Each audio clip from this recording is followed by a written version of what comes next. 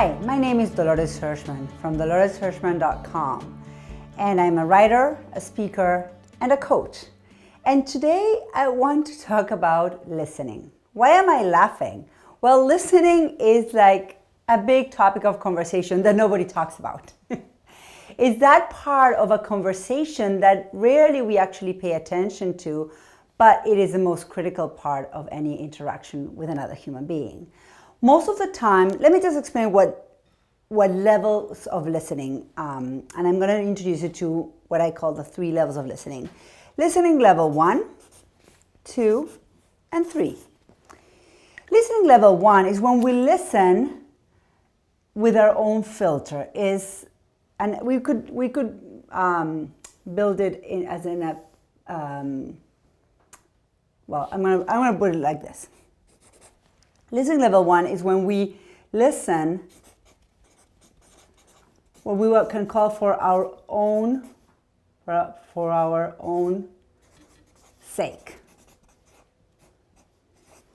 This is me, and I'm listening for what is relevant to me. This kind of listening is typical for young children. It's very important when we are asking for directions.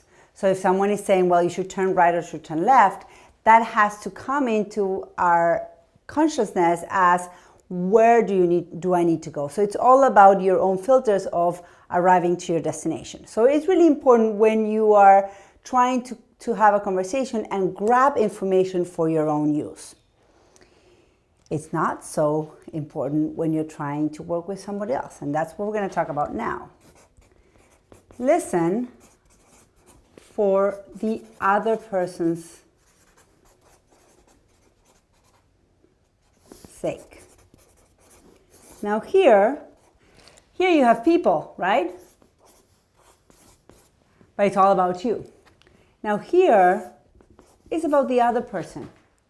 Is listening so that the other person can actually, in a way that is not about my own filters, but about the other person. This is a typical style of listening when you are coaching or mentoring someone. This can be a mentor or a coach. And this could be a client or a mentee. It could also be a manager or an intern or an employee who is needing some coaching to perform their jobs. So this kind of listening is in service of the person we're talking to and we're listening to.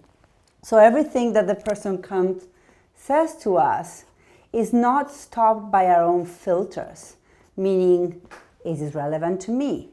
Does it fit my goals? Does it match what I think? Is it agreeing or disagreeing with my beliefs? That has no role in this type of conversation because we are talking to the other person in service of that person. Okay? And number 3 is listening for all sake, if you want. This is a conversation between 2 people or many people where the back and forth has no filters. Both parties, in a way, are listening to each other independent of what are their beliefs or their goals. Why? Because they're curious about what the other person has to say and they're eager to learn from the other person. So while you might be listening to someone and the thing that the person might be saying is not immediately relevant to you, you will not disconnect, as we typically tend to do, because you have an intention of curiosity, an intention of learning from the other person. This is a very important level of listening when you're working in teams. This is also, in this level 3 listening, what comes into place is the nonverbal communication as well.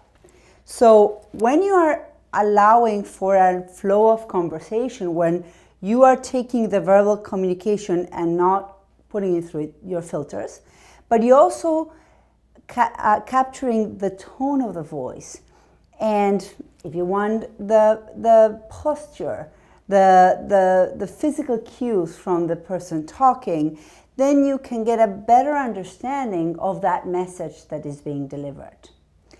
One of the things I invite my clients to do is when I'm coaching with my clients, I am on level 3, or as much as I can, I'm on level 3, which is I'm listening to my reactions from the service of the client. Is like sometimes a client will say something and it sits with me like, there's more to that story, and then I'll bring it to the client and say, I think there's an emotion connected with that story. Why? Because it serves the client to explore. This is where coaches and mentors, 3 and 2 is where coaches and mentors usually lie. If you're being a client or a mentee, you want to be in this place where everything is about you because you are working on your own transformation. So none of these levels of listening is good or bad per se. It's just a matter of understanding which one is relevant in each kind of context or situation where you are communicating with people. I encourage you to practice the 3 levels of listening as you go through your life after this video. And try it out. Try it with your children. Try listening to your children or your spouse or your friends from a level 3. Try looking for emotional cues, physical posture, because sometimes, or many times I must say, what we say is not usually or typically what we mean. A child might say, school was great, but then you see them shrinking physically. And that's an opportunity for you as a parent to be curious and say, I hear that school was fine, but I don't see that school was fine for you. So go try it this week and see what different results, what different connections this exercise will allow you with the people that you interact in your everyday. Thank you very much, and good luck with this.